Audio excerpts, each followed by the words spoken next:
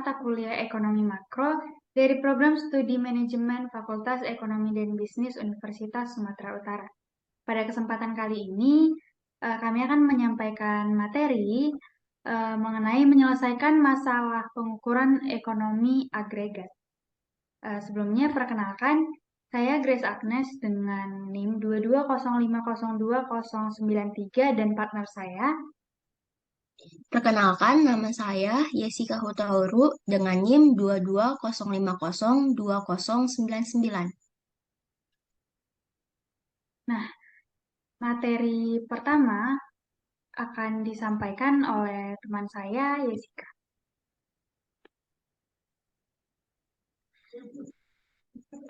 Nah, materi ini akan saya bawakan.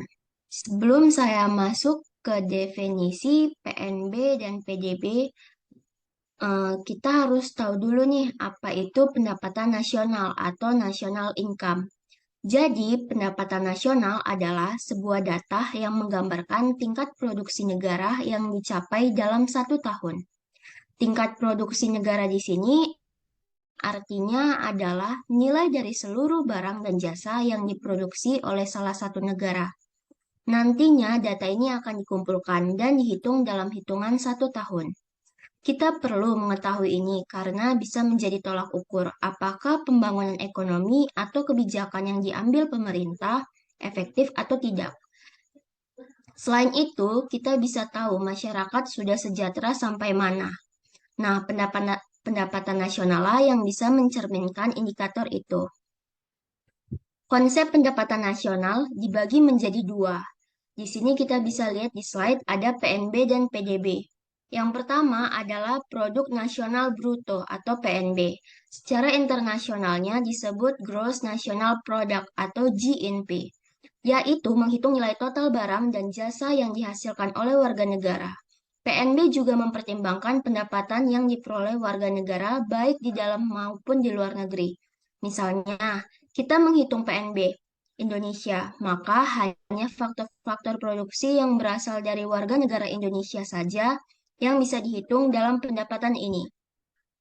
Baik mereka yang tinggal di Indonesia ataupun yang tinggal atau bekerja di luar negeri selama statusnya masih menjadi warga negara Indonesia. Di slide ini kita bisa mendapati rumus yaitu PNB sama dengan pendapatan warga negara di dalam negeri ditambah pendapatan warga negara di luar negeri. Di sini juga ada rumus PNB, yaitu PDB ditambah pendapatan warga negara di luar negeri dikurang pendapatan warga negara asing di dalam negeri. Slide selanjutnya.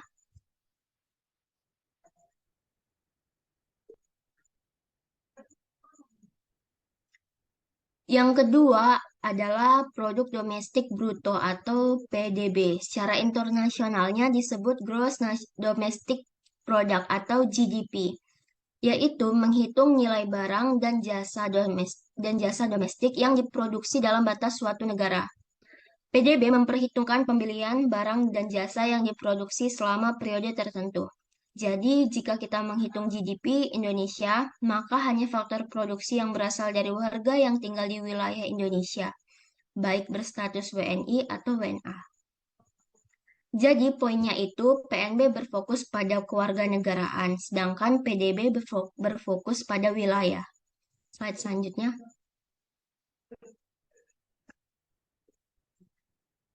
Materi selanjutnya ada barang antara dan barang akhir. Barang antara adalah barang-barang yang belum menjadi barang aktif dan masih akan diproses lagi sebelum dapat digunakan oleh konsumen. Barang antara meliputi bahan baku ataupun bahan penolong yang habis dipakai dalam proses atau umur pemakaian relatif pendek atau kurang dari 1 tahun. Contohnya adalah besi baja, tekstil, dan lain sebagainya. Yang kedua ada barang akhir atau disebut dengan final good, yaitu barang-barang yang dihasilkan oleh berbagai kegiatan ekonomi dan dapat digunakan untuk memenuhi kebutuhan masyarakat. Jenis barang ini dihasilkan oleh produsen dan barang jenis ini juga bisa langsung digunakan oleh konsumen. Barang akhir dibagi menjadi dua, yaitu barang tahan lama atau durable good, yaitu barang yang masa pakainya lebih dari 1 tahun. Barang jenis ini biasanya memiliki harga yang lebih mahal, misalnya mobil, televisi, lemari es, perabot rumah tangga, dan lain sebagainya. Yang kedua, ada barang tidak tahan lama, disebut dengan non-durable good, yaitu barang berwujud yang biasanya habis dikonsumsi dalam satu atau beberapa kali pemakaian. Mencakup barang habis sekali pakai, misalnya makanan segar, buah-buahan, sayur-sayuran, dan lain sebagainya. Materi selanjutnya akan dibawakan oleh rekan saya. Kepada Grace, saya persilahkan. Baik, sekarang saya akan membawakan materi tentang masalah perhitungan ganda dan nilai tambah. Nah, perhitungan ganda dan nilai tambah ini berkaitan dengan penghitungan PDB di suatu negara. Perhitungan ganda terjadi ketika kita menghitung item yang sama lebih dari satu kali. Hal itu dimungkinkan karena produksi melibatkan berbagai input barang dan jasa, tidak hanya produk mentah tetapi juga barang setengah jadi. Nah, untuk menghindari perhitungan ganda ini, kita harus fokus pada nilai tambah. Nilai tambah dihitung dengan mengurangi nilai output ke nilai input. Lebih tepatnya, nilai tambah ini akan sama nanti dengan harga jual barang atau jasa yang siap pakai. Untuk lebih jelasnya, mari kita lihat contoh. Nah, seperti yang udah disinggung sebelumnya, bahwa perhitungan ganda itu terjadi ketika kita menghitung satu item lebih dari satu kali ya. Ini tuh bisa terjadi ketika penghitungan pendapatan, khususnya PDB suatu negara. Nah, yang bisa dihitung di PDB itu adalah harga suatu barang jadi dari suatu produk, bukan barang antara. Nah, misalkan, di contoh untuk membuat satu potong baju pasti melewati beberapa proses. Misalnya untuk menjadi baju dari kain dulu, kain dari benang dulu, benang dari kapas dulu.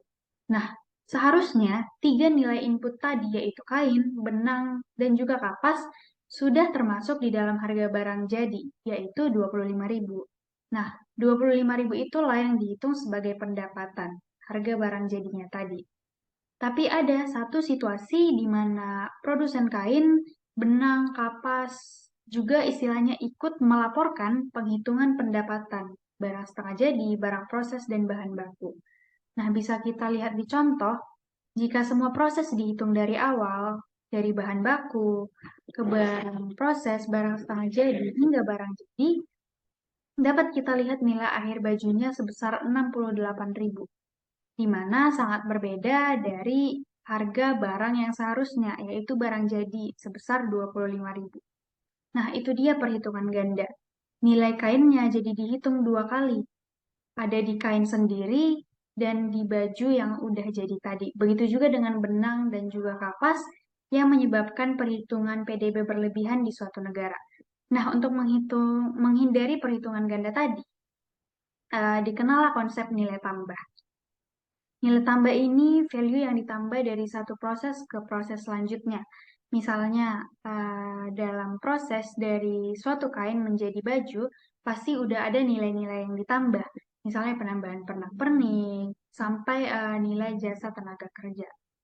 Nilai tambah ini sendiri dihitung dengan mengurangi harga output dengan harga input. Jadi misalnya, untuk menghitung nilai tambah dari proses dari kain menjadi baju, kita bisa mengurangi harga output, yaitu barang jadi tadi, menguranginya dengan input sebelumnya. Misalnya, baju 25.000, kain 18.000, maka nilai tambah dari kain menjadi baju sebesar 7.000. Begitu juga seterusnya dari kain, dari benang menjadi kain, dari kapas menjadi benang. Bisa kita lihat nilai tambah bajunya di sini sebesar 25.000 yang dimana sama dengan harga barang jadi, yaitu baju sebesar 25.000. Nah, materi selanjutnya adalah PNB nominal dan PNB real.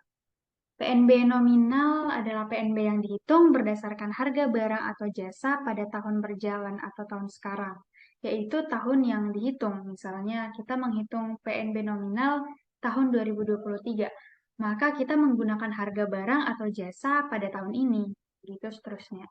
PNB nominal ini berubah dari tahun ke tahun karena perubahan output dan juga perubahan harga. Sedangkan PNB real dihitung dengan harga konstan berdasarkan harga tahun dasar, Jadi suatu negara menetapkan 1 tahun sebagai acuan harga, disebut juga sebagai tahun basis. Di Indonesia sendiri kita menggunakan tahun 2010 sebagai tahun dasar penghitungan karena tahun 2010 dinilai ekonomi Indonesia stabil. Nah, dapat kita lihat pada ilustrasi ini perhitungan GNP nominal dan GNP real. Dapat kita lihat penghitungan GNP nominal pada tahun 2000 dan tahun 2005 menunjukkan perubahan harga dan juga output pada tahun tersebut. Misalnya nih padi dari 20 ternyata pada tahun 2005 meningkat menjadi 25. Begitu juga dengan harganya. Padi 100.000 ternyata ada perubahan harganya di tahun 2005 menjadi 120.000. Nah, GNP Real sendiri seperti yang tadi udah disinggung menggunakan harga tahun dasar. Di ilustrasi menggunakan harga konstan tahun 2000. Bisa kita lihat perubahan jumlah output saja yang ada di suatu negara. Dari padi, output produksinya dari 20 menjadi 25, jagung dari 10 menjadi 15. Tetapi harga yang digunakan tetap sama, gitu, padi 100.000 dan jagung 60.000. Nah, jadi intinya tadi bahwa PNB nominal dihitung berdasarkan harga barang atau jasa pada tahun yang berjalan, sedangkan PNB real dihitung dengan harga konstan berdasarkan harga tahun dasar. Nah, baik, sekian materi yang dapat kami sampaikan. Kami mohon maaf apabila ada kesalahan penggunaan kata. Semoga materi yang kami sampaikan bermanfaat bagi kita semua. Terima kasih.